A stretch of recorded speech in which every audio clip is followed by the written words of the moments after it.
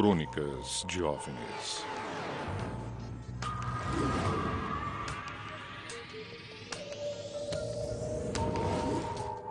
Bem-vindos a Crônicas de OVNIs.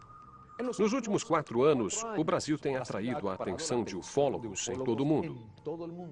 Centenas de avistamentos alertam os investigadores do fenômeno OVNI e milhões de pessoas da possível existência de vida inteligente em outros planetas. Tem sido impossível, até agora, determinar o que e quem são, de onde vêm e por que nos visitam.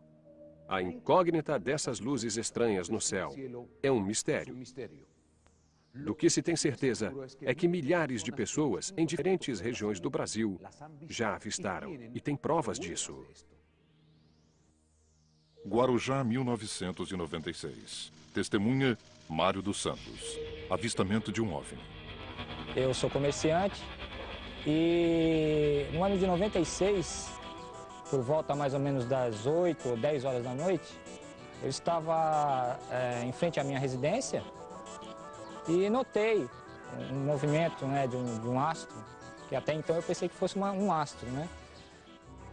Só que eu notei que ele fazia movimentos como de ida e volta, muito pequenos. Então eu corri até dentro do meu quarto, peguei minha câmera e comecei a filmar. Como a câmera era muito pequena, né, eu procurei um posicionamento melhor para poder não balançar muito. Aí quando eu achei esse posicionamento, aí que eu tive a certeza que realmente aquilo não era uma estrela, né? Ele balançava de um lado para o outro, ele ia e voltava. Bom, isso durou mais ou menos uns 3, 4 minutos, essa filmagem.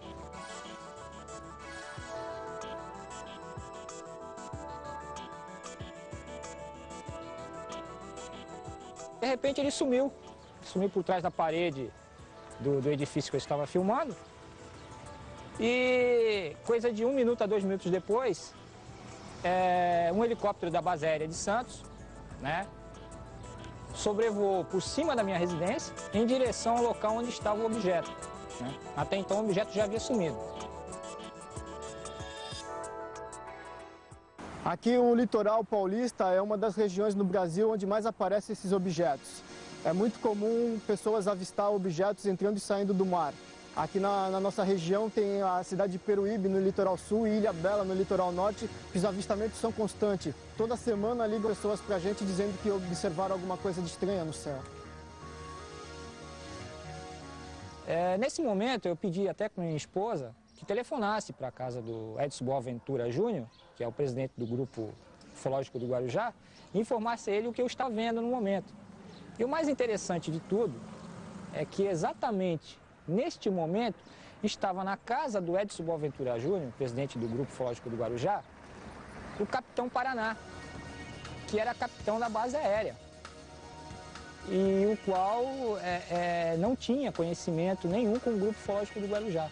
Justamente nesse dia ele estava visitando, fazendo uma visita para o Edson, né? E pedindo ao Edson que mostrasse alguns materiais, né, do grupo, fotografias, filmagens.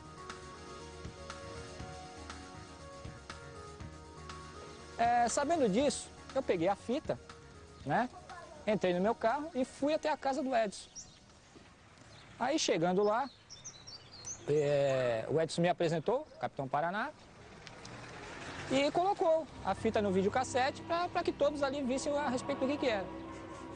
E o capitão informou o seguinte, que aquilo aí não era mais nada menos que um outro helicóptero, tá, que estava também naquela mesma área fazendo um sobrevoo.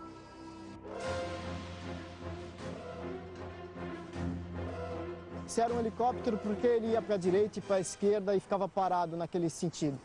Ele me disse que não que ele ia para a direita e para a esquerda, mas que vinha em direção à pessoa que estava filmando e não vinha em uma linha reta. Aí eu disse, se ele vinha em direção à pessoa que estava filmando, por que não passou por cima da casa da pessoa como passou o segundo? Aí ele me disse que o piloto abortou o procedimento padrão de descida e resolveu vir contornando o litoral para observar o mar. Isso era 9 horas da noite. Outro detalhe que eu acho interessante nessa filmagem do helicóptero é que comprova que a Força Aérea monitoram o nosso espaço aéreo, por isso que quando acontece alguma coisa, eles sempre acabam chegando primeiro do que nós pesquisadores, como aconteceu em Varginha, por exemplo, que quando os pesquisadores ficaram sabendo do caso, o Exército Brasileiro já estava lá há muito tempo na região. Nós chegamos aqui, tentamos negociar a entrada da equipe na base aérea de Santos para descobrir, para ter uma posição oficial dele sobre esse caso. Fomos proibidos de entrar e, segundo o assessor de relações públicas da base aérea, a declaração oficial deles é a seguinte, que o comandante da base aérea de Santos se recusa a se pronunciar sobre este caso. Ele deixou claro que não é a posição necessariamente de toda a Força Aérea Brasileira, mas é a posição do comandante da base aérea de Santos. O primeiro relato oficial de um OVNI foi realizado na Inglaterra por Winston Churchill, em 1912.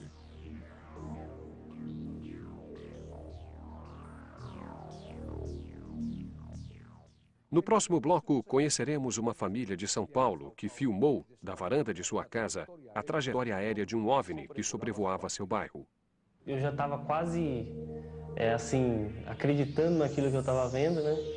Que meu irmão ligou e aí nós contamos para ele o que estava acontecendo e ele falou, olha, pega a câmera e vai filmar, né? Porque realmente não pode perder essa oportunidade, né? Ao mesmo tempo que eu sentia medo, eu sentia... sei lá, alegre. Crônicas de OVNIs. Estamos apresentando Infinito OVNI.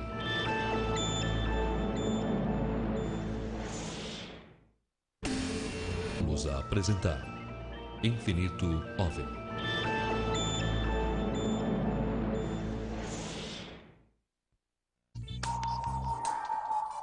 Crônicas de OVNIs. O que você faria se visse uma luz estranha no céu, diferente de tudo o que você já tenha visto antes? Chamaria alguém? Pegaria uma máquina fotográfica ou uma filmadora? Ficaria petrificado ou simplesmente não daria muita importância?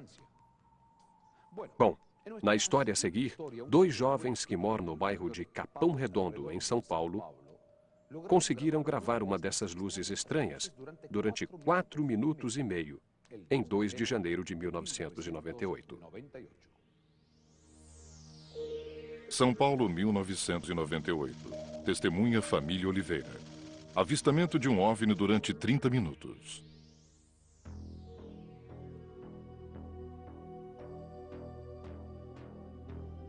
Esse dia eu estava sentado no sofá da minha sala, quando eu observei uma luz, uma pequena esfera, a uma distância bastante grande, uns 2 quilômetros por aí de distância. E para mim era uma esfera comum. Eu achei até que fosse um balão, alguma coisa do tipo, um avião. E estava observando o céu normalmente, né? Quando nós começamos a observar direito a esfera, ela começou a fazer uns movimentos meio estranhos. Dá mais um, dá mais um. Falou, chega. Tá bom, deixa assim. Fernando, conseguimos pegar.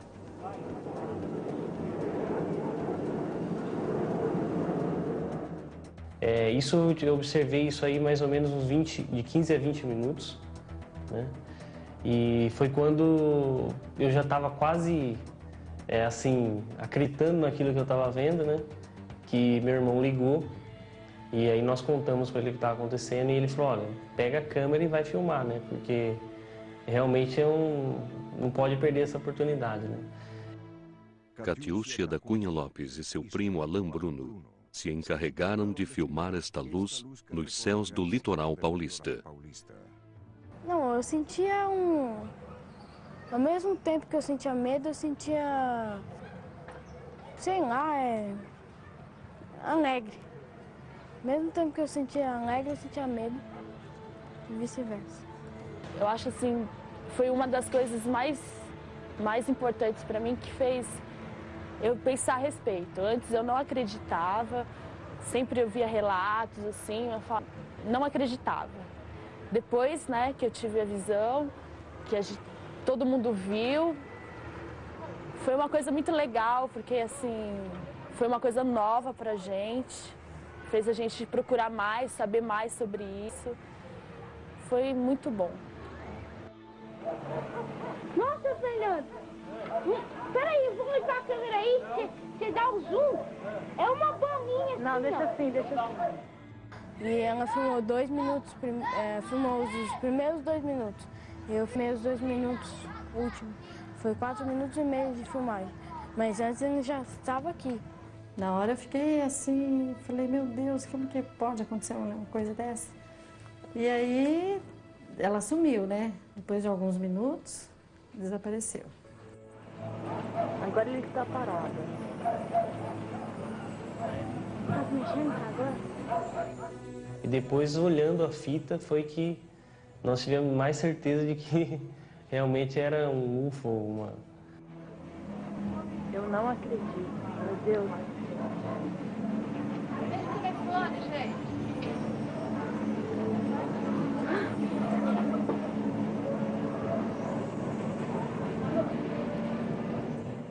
Quando Valdir Mariano chegou em casa, os meninos mostraram o vídeo do que haviam visto. Bom, eu não tinha conhecimento nenhum de ufologia, absolutamente nada. Algumas vezes eu li alguma matéria que falava sobre o assunto, não me interessava. Quando eu via também alguma reportagem, eu nunca me interessei, porque eu achava que era uma coisa banal, entendeu? Quando eu vi esse suposto OVNI, é um OVNI, né? Então eu levei na Rede Bandeirantes e o apresentador me perguntou, o que é essa luz? Eu respondi, um OVNI. Ah, você está dizendo que é um disco voador? Eu falei, não, OVNI. Estou dizendo que é um objeto voador não identificado. Até então, até que prove o contrário, para mim é um OVNI. Vai ser disco voador ou uma outra coisa qualquer, também não sei. Depois que nós tomamos conhecimento da filmagem de Capão Redondo, nós fomos atrás da pessoa que fez a filmagem, conseguimos uma cópia e, no primeiro instante, nós imaginamos que poderia ser alguém empinando uma pipa e teria pego essas lanternas que é feito com papel de seda para colocar em balões juninhos. Imagino que seria isso, uma vela dentro acesa, amarrada na linha. Analisamos essa possibilidade, mas pelos movimentos que esse objeto faz, inclusive passando entre os fios, ou bem próximo de fios, muito próximo do solo, foi descartada totalmente a hipótese. Nós estamos eliminando as hipóteses. Pode ser balão? Não. Pode ser controle remoto, brinquedo? Não. Descartando todas as hipóteses, chegamos à conclusão que realmente se trata de uma sonda ufológica de origem desconhecida, provavelmente extraterrestre. Essas bolinhas de luz que passeiam por bairros populosos são muito comuns aqui no Brasil. Eu, particularmente, já investiguei 4 casos. A razão delas existirem, eu não sei dizer. Mas intriga, porque ela não está despertando a curiosidade que deveria despertar em nossa ciência, a ciência oficial. Nós temos um fenômeno que está registrado em vídeo, que pode ser colocado a toda a prova da ciência, mas que não está despertando o interesse oficial da nossa ciência. Isso que eu acho o problema maior. Penso que é uma sonda, porque o Claudeiro Covo disse assim que a nave-mãe fica a 10.000 pés de altura e manda um disco voador. Então o disco voador manda a sonda para ver o que tem. Depois da sondagem, a sonda volta para o disco voador, o disco voador volta para dentro da nave-mãe. Eu acredito que as sondas ufológicas são usadas para fazer algum tipo de estudo no ambiente. Um disco voador, se quer entrar aqui nessa sala, não vai conseguir, é muito grande. Então eles colocam um objeto pequenininho, que consegue entrar facilmente em lugares menores, e deve ser um equipamento que tem muitos sensores, tipo câmera, tipo microfone. Então eles devem medir, eles devem registrar as imagens, som, devem medir, captar calor, temperatura ambiente, a umidade relativa do ambiente, ou seja, eles conseguem, com isso, registrar totalmente o ambiente. A gente não consegue explicar, foi uma coisa muito maravilhosa, muito rápida. a gente tem que acreditar nisso, né? Foi ele que disse, ele que sabe, ele que pesquisa. Nós fizemos várias simulações para se determinar o tamanho do objeto. E hoje, com certeza, eu posso afirmar que esse objeto era uma bola luminosa de 20 centímetros de diâmetro. Existem várias referências, quando se vê o vídeo, em que podemos fazer projeções sobre essas referências e assim se determinar com um grau de certeza o diâmetro desse objeto. Eu fico imaginando, pensando, às vezes eu fico parada pensando o que poderia ser. Apesar de todo mundo falar, né, o que é, eu fico imaginando que pode ter sido aquilo, né? Eu também não acreditava muito. Depois que eu vi, que eu fui vendo que era tudo verdade, o que nos falavam na TV, que vivia aparecendo nas revistas. Depois que eu fui adquirindo as informações, que eu fui acreditando mais ainda nessa hipótese de existir ETs em outros planetas, entendeu?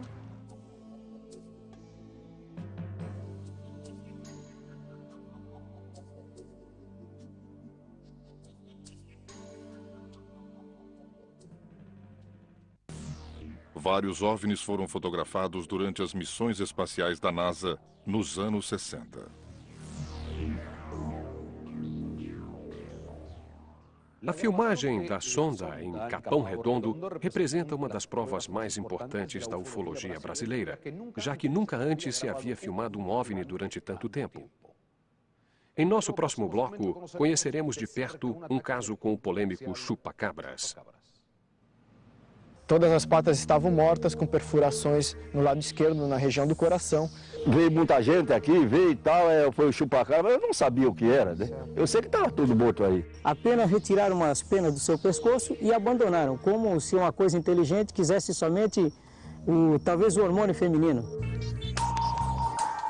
Crônicas de OVNIs. Estamos apresentando Infinito OVNI.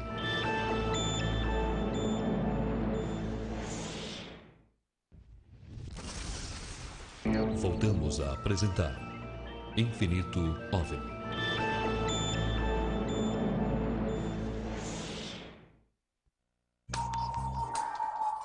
Crônicas de OVNIs.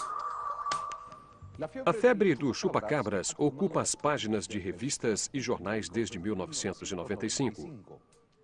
Dizem que essa estranha criatura, que para muitos é de origem extraterrestre, ataca animais de fazendas, chupando-lhes todo o sangue do corpo. Crônicas de OVNIs esteve com o senhor José Ângelo Cajueiro, dono de uma fazenda invadida pelo polêmico chupa-cabras. Fazenda Próxima a Santos, 1997. Testemunha Sr. José Alves Cajueiro. Ataque de chupa-cabras.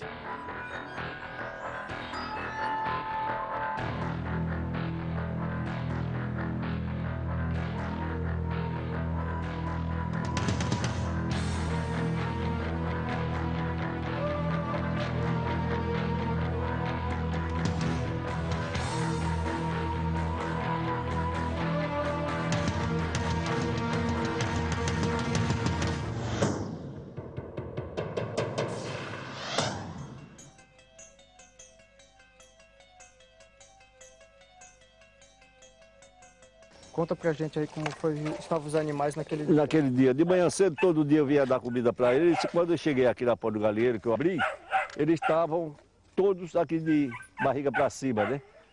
Então eu vim, dei comida para as outras galinhas e vim para tanger eles para comer. Quando cheguei aqui estava tudo morto, de papo para cima com um buraco no peito, né? Então eram 11. Era 8 aqui atrás e 2 aqui nesse lugar, né? Tinha 3 que não tinha defeito nenhum, estava do mesmo jeito que elas eram, né? Sim. Aí veio muita gente aqui, veio e tal, foi o chupa-cabra, mas eu não sabia o que era, né? Eu sei que estava tudo morto aí. Na madrugada de 25 de julho de 1997, uma estranha criatura atacou 11 patos na fazenda do senhor José Alves Cajueiro. Os animais não tinham marcas de agressão, não havia uma gota de sangue no local e apresentavam uma pequena perfuração perto do pescoço. O mais interessante é que seu cajueiro, no momento, procurou, nós também tivemos depois, não havia nenhuma marca no solo. As patas que estavam mortas tinham somente uma perfuração ao lado esquerdo, sem nenhuma mancha de sangue. Interessante que qualquer animal, cachorro, raposa, gato que tivesse atacado, teria o animal se debatido, talvez estivesse bem sujo de sangue, né? E não havia sequer, as penas estavam totalmente brancas em volta das patas. Agora, o interessante foi que, junto desses, haviam galinhas e 2 patos, 2 machos, que um deles foi atacado. Apenas retiraram as penas do seu pescoço e abandonaram, como se uma coisa inteligente quisesse somente, talvez, o hormônio feminino. Todas as patas estavam mortas, com perfurações no lado esquerdo, na região do coração. Como já fazia tempo que elas estavam expostas, as próprias galinhas já estavam comendo a ferida. Peguei as 3 patas que estavam mais intactas, levei para uma veterinária conhecida minha, chamada Inês Matsumoto, que fez a autópsia e constatou, nas 3 patas que ela abriu, que elas haviam morrido com hemorragia interna. Todas elas estavam com o pulmão estourado. E, segundo ela, o que causaria isso seria uma dor muito forte, um estresse muito grande a qual o animal havia passado. E eu recebi, acho que em menos de deixa eu ver, morreu na noite anterior, acho que em menos de 8 horas eu recebi esse material. E estava como tivesse morrido naquela hora. Todos os animais praticamente límpidos, sem espirros, sem respingos de sangue. Somente a lesão, né? A lesão e com o mínimo ou quase nada de sangue ao redor dessa lesão. As lesões parecem ser de animais, mas aqui animais não dá para saber. Um cão eu sei que não foi. Eu estou mais acostumada a lidar com lacerações, mordidas de cães. Um cão eu te digo que não foi. Na minha profissão, geralmente um predador não faria esse tipo igual de lesão. Seria lesões mais dilacerantes, porque um predador mataria para se defender ou para se alimentar desse animal. E uma sequência de animais e lesões iguais, na natureza realmente a gente não encontra esse tipo de lesão. Realmente não sei nem dizer. É um mistério. Os investigadores do caso contataram outros médicos veterinários com experiência em casos similares para comparar os resultados de suas investigações. Eu vi muitos animais mortos, não imediatamente após a morte, né? Mas até 4 dias, o caso mais curioso que eu acompanhei, um ganso morto há 4 dias, que havia sido inclusive enterrado, né? E que não apresentava nenhum tipo de deteriorização, né? Apenas uma lesão característica na região peitoral. Tinha todos os órgãos, não faltava nada. Todos os órgãos estavam íntegros, apenas essa ruptura enorme no orifício aqui na região do peito. E o que mais me chamou a atenção é o fato de não haver nenhum tipo de cheiro, né? O animal estava completamente íntegro, como se tivesse sido morto há poucas horas, né?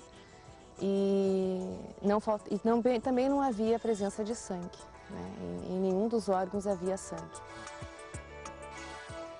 As análises comparativas têm permitido aos investigadores entender melhor esta criatura, mas os esforços para identificá-la têm sido em vão. Eu acho que pode até ser um animal, mas ele é inteligente, porque a maneira como ele ataca, sempre da mesma maneira, do mesmo sistema, a maneira de ele agir, tem uma inteligência por trás disso. Eu tenho para mim que desse mundo não é, porque do jeito que era a cerca aí, cerca com 3 metros de altura a rede, não rasgou, não quebrou nenhum morão, não tinha arrasto. E realmente, no meu modo de pensar, essa criatura, o que quer que seja, ela voa. Ela vem sempre por cima, jamais por baixo, pelo que nós constatamos. E hoje estamos aqui verificando, já foi demolido no local onde havia esse cercado, né? E o que foi constatado também, que eu achei muito interessante, é que os cachorros que estavam ao lado, 3 cachorros bravos que tomam conta da área, não latiram. por sinal, o mais bravo de todo, 3 horas da manhã foi encontrado embaraçado na rede deste cercado, onde ele teve que cortar a rede para salvar o cachorro. A partir desse dia, esse cachorro passou a ficar super agressivo, era um cachorro de guarda, mais calmo com a família, e passou a agredir todo mundo. E esse cachorro teve que ser doado a uma família, porque não havia mais condições de viver nesse local. 8 meses depois dos acontecimentos, um jovem da região disse ter visto um objeto voador não identificado sobrevoando a fazenda do senhor Cajueiro na noite em que os animais foram mortos. Depois então, depois de 8 meses do acontecido, foi que apareceu esse casal falando que na noite do acontecido aqui, eles iam atravessando ao lado de lá, tem a outra estrada que vai para o ferryboat, pegar o ferryboat, né? E ele viu o objeto, também não me falou do jeito que era. Como pesquisador, eu não associei nenhuma coisa que ligue ao fenômeno ufológico. A não ser agora que fiquei sabendo recentemente que naquele mesmo dia teve um casal que observou um objeto aqui na região. Segundo as minhas pesquisas, eu levantei 3 hipóteses para o animal. Ou seria realmente um animal extraterrestre que foi implantado na Terra, ou um animal criado em laboratório por alguma superpotência que perderam o controle sobre isso, ou até mesmo um animal que já existisse aqui na Terra, mas que nunca foi catalogado em nossa zoologia e que de repente está vindo à tona e causando esses ataques a esses animais. Uma pesquisa realizada em 1991 revelou que 4 milhões de americanos acreditam que já foram abduzidos. No próximo bloco, saberemos o que, para alguns ufólogos, foi o caso mais importante do país: a Noite Oficial dos OVNIs. Isso foi se aproximando de São José dos Campos, depois um segundo objeto, um terceiro objeto, um quarto. Foi um total de 21, um show de objetos nos céus. E esse caso passou para a ufologia como um dos casos mais importantes da ufologia brasileira. Eu acho que foi, em termos de ufologia nacional, em termos de ufologia até mundial, talvez tenha sido uma coisa inédita. Eu não conheço em nenhum momento militares, né, pilotos falando sobre esse assunto abertamente. Crônicas de OVNIs. Estamos apresentando Infinito OVNI.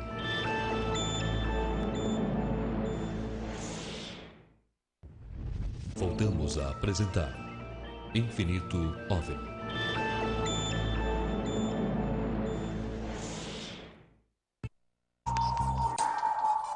Crônicas de OVNIs. Na noite de 19 de maio de 1986, as autoridades da Força Aérea Brasileira detectaram 21 objetos voadores não identificados na região sudeste do Brasil. A notícia se espalhou com tanta rapidez e teve tanta importância que até mesmo o Ministério da Aeronáutica admitiu publicamente a presença de OVNIs nos céus brasileiros. Os investigadores do fenômeno denominaram de Noite Oficial dos OVNIs. Sudeste do Brasil, 20 de maio de 1986. Testemunhas pilotos da Força Aérea. Avistamento de 21 OVNIs. Em 19 de maio de 86, o coronel Osiris Silva tinha ido a Brasília. Ele acabou recebendo da presidência da nação, o nosso presidente Sarney. Ele deixou a Embraer e assumiu a Petrobras. Quando ele vinha retornando para São Paulo junto com o comandante Alcir, de repente ele foi alertado pelo rádio do avião de que tinha objetos estranhos no céu. E ele pediu orientação em que direção que estava, foi com o avião naquela direção e passou a perseguir um desses objetos. Isso foi se aproximando de São José dos Campos, depois um segundo objeto, um terceiro objeto, um quarto. Foi um total de 21, um show de objetos. Houve podemos dizer assim, uma espécie de tentativa, né, de enquadrá-los nos radares e nesse exato momento os objetos se afastavam. Desenvolviam movimentos inteligentes e qualquer tentativa, né, de aproximação não era muito difícil para os pilotos. Esse caso passou para a ufologia como um dos casos mais importantes da ufologia brasileira, porque o próprio ministro, o brigadeiro Otávio Moreira Lima, veio a público e falou abertamente sobre esses objetos. Não só falou da presença desses 21 OVNIs dos céus do Brasil, como também colocou à disposição os pilotos que levantaram o voo 3 caças Mirage e 3 F-5, levantaram o voo a perseguir. E ele colocou à disposição os pilotos para falar sobre o assunto. Toda vez que é detectado algum objeto não identificado, evidentemente há um processo bastante eficiente de verificar se foi alguma aeronave que está voando sem um plano de voo aprovado, etc. Mas quando se comprova que é algo diferente, as aeronaves então são acionadas. Eu acho que foi, em termos de ufologia nacional, em termos de ufologia até mundial, talvez tenha sido uma coisa inédita. Eu não conheço em nenhum momento militares, né, pilotos falando sobre esse assunto abertamente.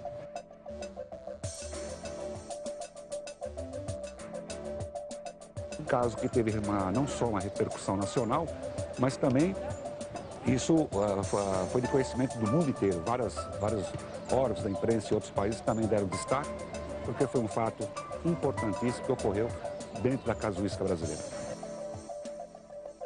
Os cientistas tentaram explicar o fenômeno UFO como sendo um balão, como sendo nuvem, como sendo um reflexo e outras coisas que não faziam sentido. Então, acho que a aeronáutica voltou atrás, refletiu sobre a não aceitação do fenômeno UFO por parte dos nossos cientistas e resolveu não falar mais sobre o assunto. Em 1991, nós estávamos acompanhando um programa de televisão em rede nacional e, na oportunidade, o ministro da Aeronáutica, Sócrates Monteiro, já era de outro governo, ele estava abordando assuntos relacionados à aeronáutica e o apresentador de televisão, ele perguntou sobre os discos voadores, né?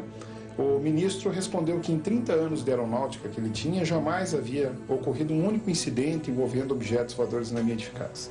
E naquele momento eu fiquei um tanto revoltado, porque há seis anos antes nós tínhamos a informação do ministro, dos pilotos, de que perseguiram objetos voadores não identificados. E nesse período também foram registrados casos de abduções. Nessa época, um dos grandes pesquisadores brasileiros acompanhou de perto essa questão da abdução e pesquisou e constatou realmente um caso autêntico de abdução nesse mesmo período. Eu e minha prima Débora, nós fomos numa discoteca, né, num dia de sábado, no dia 14 de junho de 86. E ao chegarmos lá na discoteca, nós íamos nos encontrar com um amigo. Só que esse amigo, ele não tinha ido naquele dia, então nós tivemos que sair mais cedo da discoteca. Então, quando foi mais ou menos em torno das 11h30 da noite, nós resolvemos voltar para casa, né? E nessa noite, eu ia dormir na casa da minha prima, porque ficava mais próxima da discoteca. Então, nós saímos da discoteca, fomos pegar um ônibus. Nós ficamos no ponto do ônibus até mais ou menos uns 20 minutos esperando. E quando nós pegamos o ônibus, nós sentamos no banco de trás e nós fomos conversando, né? Aí chegou um determinado momento que a minha prima, ela falou assim para mim: Beth, olha que estranha aquela luzinha, até parece que está seguindo o ônibus, porque nós olhando assim pela janela do ônibus, a gente via aquela luzinha acompanhando, né, o trajeto do ônibus. Até eu olhei assim para ela e falei assim: ah, Débora, deve ser um avião, um balão, qualquer coisa, é impressão, né? Depois que desceram na rua Cânhamo do Canadá, elas caminharam a pé e a luz de repente se afastou e sumiu, desapareceu. Aí deu assim até um alívio, né? Nós pensamos assim, ainda bem que isso aí foi embora, sumiu.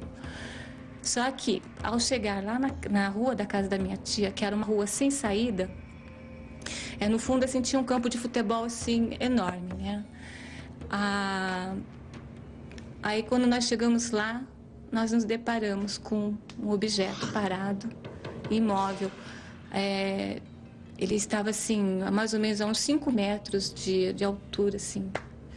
Aí, passou-se alguns anos, né? A minha prima, ela foi morar na Inglaterra. E eu continuei morando aqui em São Paulo, Só que ela, lá na Inglaterra, ela começou a ter lembranças, imagens de seres, e eu também comecei a ter lembranças, né, de seres. Aí nós resolvemos procurar um ufólogo, né? Aí foi quando nós fizemos a regressão de memória. Aí a gente conseguiu lembrar o que aconteceu quando a gente viu aquela luz parada lá no campo de futebol. E essa luz, ela... quando nós fizemos a regressão, nós conseguimos nos lembrar o que tinha acontecido. E o que aconteceu foi o seguinte: quando nós nos deparamos com essa luz no campo de futebol, do objeto estava descendo da parte central embaixo uma luz, e para frente tinha um ser no chão e outro mais perto desse cone de luz.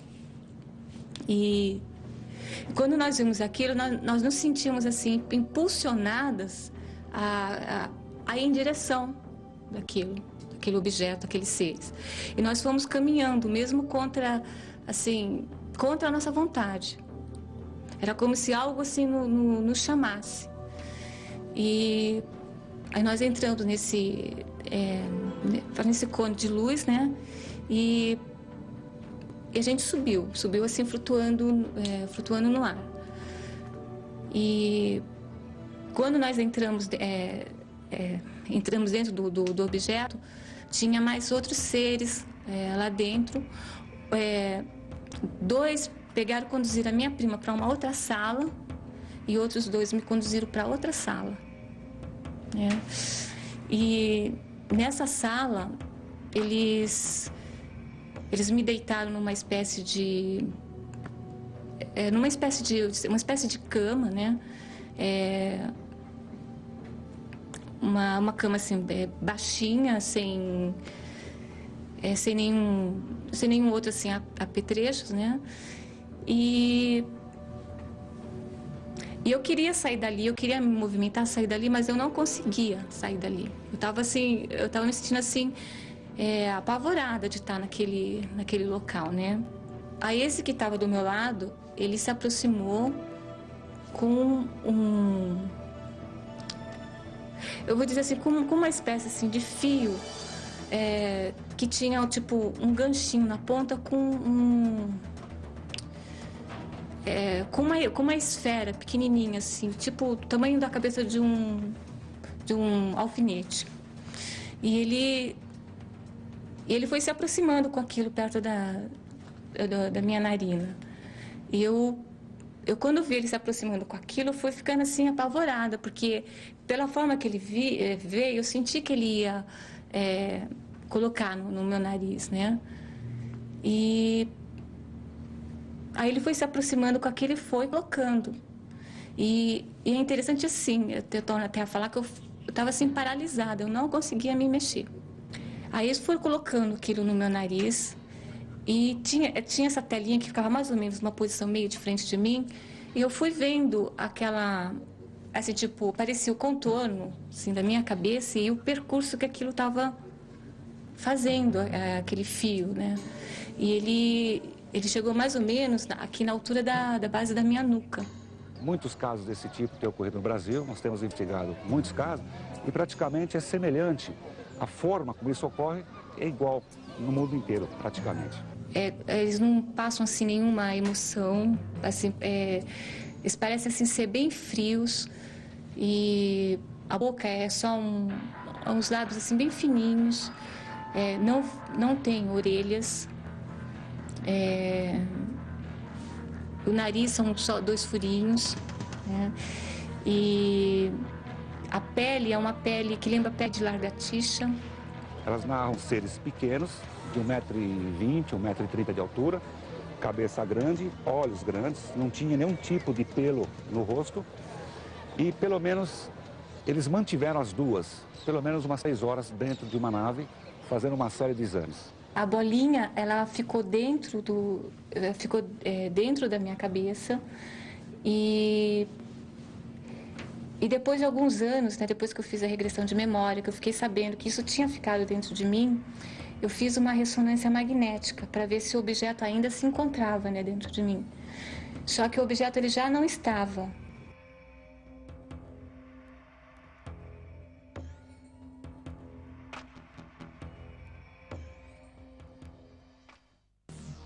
Em 1961 foi investigado pela primeira vez um caso de abdução com hipnose. O casal Betty e Barney Hill, nos Estados Unidos. Por hoje é só. Esperamos por você em breve com novas histórias. Até a próxima.